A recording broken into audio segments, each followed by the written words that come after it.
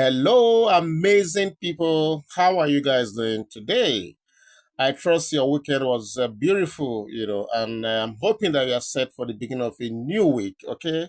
So, following popular demand, we have decided to bring you a follow-up story on Oyo Empire because when we brought you that story of that controversy regarding who is standing up and who is not standing up between ooniofifewives and the Alaafiin Of Oyo, a lot of you still don't really get our explanations and our historical intervention. So we are doing this as a follow-up so that because we believe that at the end of this story, your knowledge will be further broadened and you'll be in a better position to understand some of the reasons for some of their conducts. I'm talking about our traditional rulers. So in the days when the gods walked with men and thrones held the breath of their ancestors, there rose an empire not just feared, but revered. I'm talking of Oyo Empire. That was what it was known for.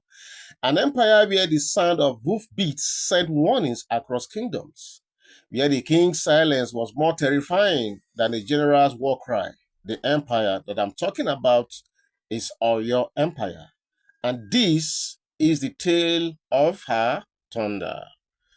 The Oyo Empire, more than a name, more than a kingdom as it then was. It was the very heartbeat of pre-colonial West Africa, a force so structured, so vast, and so divinely rooted, it earned fear from enemies, respect from allies, and awe from generations unborn. Yet today, many only remember fragments, snippets told in classrooms or whispered in local tales. But what made Oyo, the great oracle of governance, warfare, and diplomacy, if you may ask? What power did the Alaafin truly wield at that time? And what made the empire's voice echo from Dahomey to Nupe, from Togo to Ibadan? Yes, you heard me well. That was how expansive that empire was at that time. Let us return to the sacred scrolls of memory, my people, and awaken the majesty of Oyo. Founded by Oramiyan, the son of Oduduwa, Oyo's birth was no accident. Okay, it was no accident.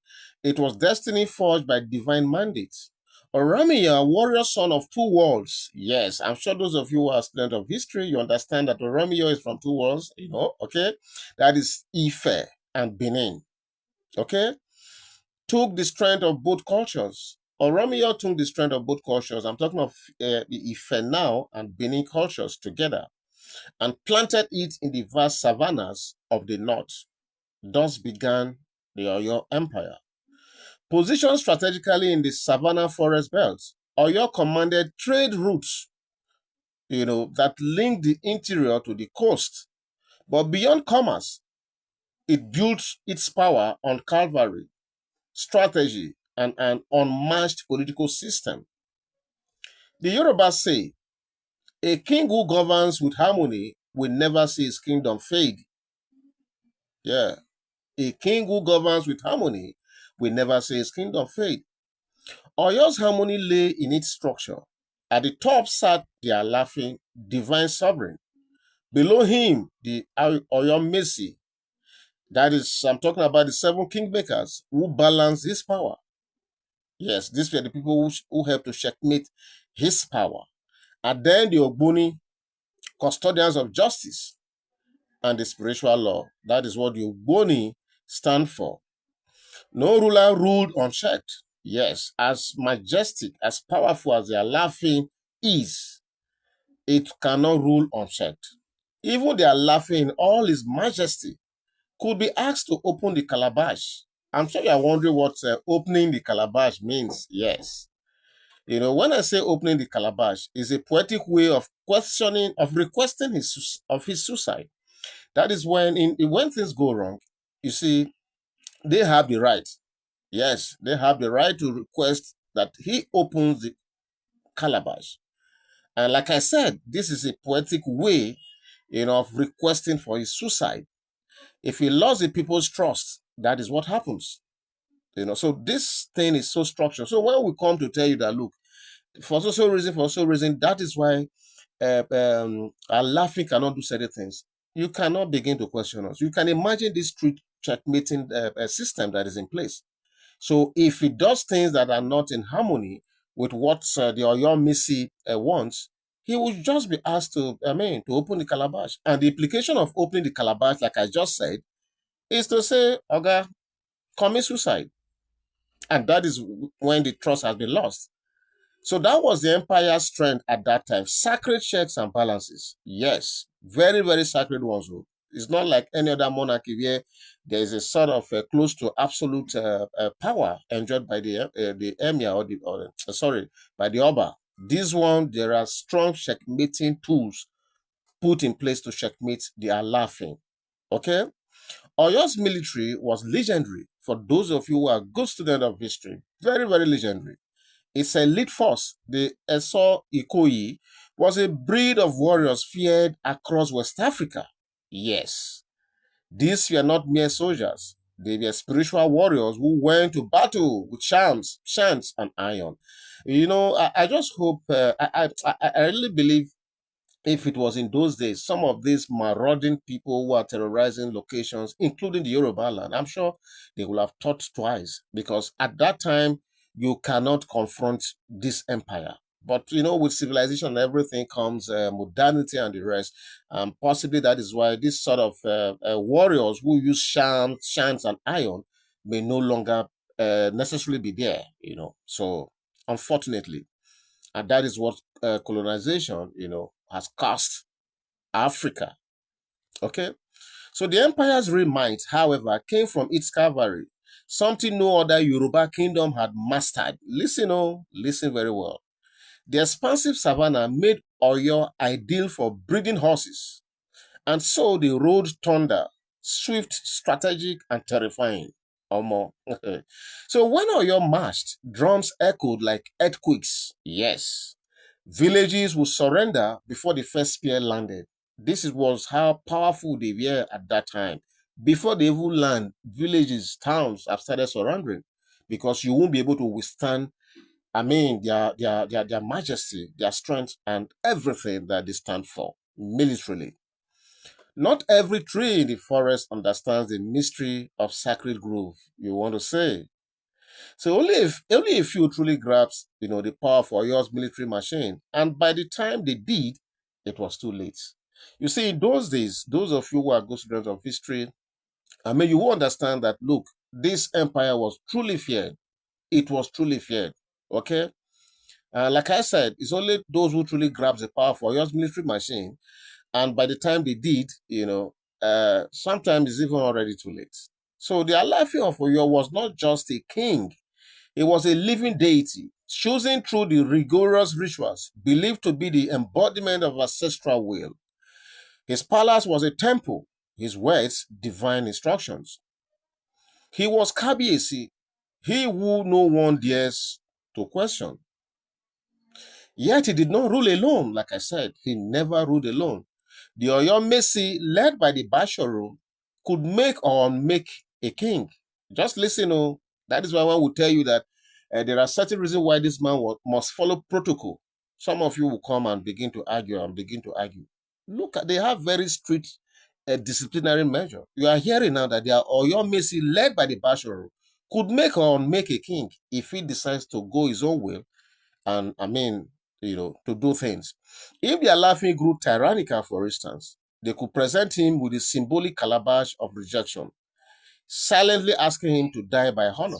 You can imagine how strict this is. Once you hear that a calabash he has been instructed to open the calabash, that is to tell you that you have to buy yourself, by honor. Okay? This duality, absolute reverence, but with sacred accountability, made Oyo exceptional. Yeah, this made Oyo Empire extremely exceptional and different from all other empires at that time. And the Alaafin knew this. He walked in majesty but slept in caution. And why won't you sleep in caution when you know that if you become tyrannical or you go out of line, you could be asked, you could be given the calabash to open. For as they say, it is those who praise a king that can also lead him astray.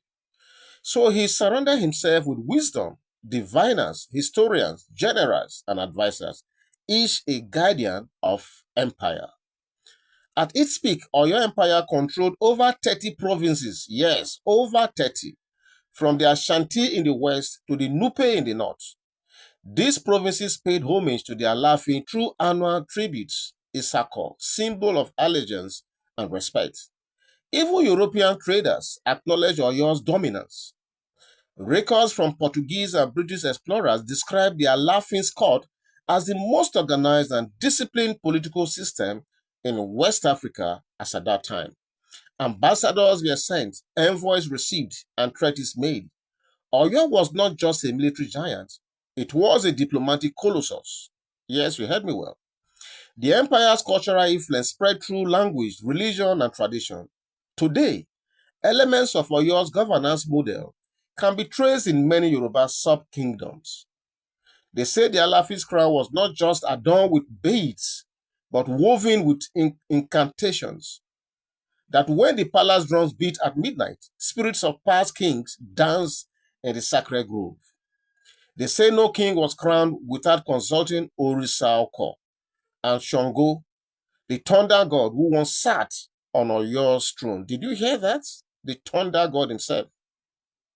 And it is whispered even now that beneath the ruins of old Oyo Ile, buried scrolls still whisper secret of how kings made the rain obey and how the empire faded not by force, but by faith.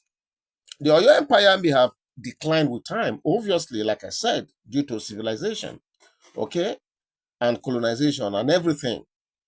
But its legacy remains etched in culture, in language, in lineage, and in the sacred rhythm of Yoruba royalty. Let those who tweet and post today remember this. Before your finger struck your keyboard, there was a king who struck thunder with a mere glance.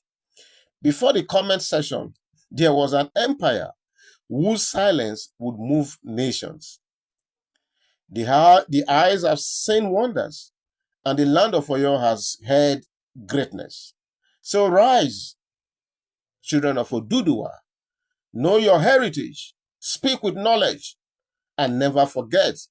Before they drew borders, before they printed maps, there was an Oyo Empire. And with this, I want to just leave it here.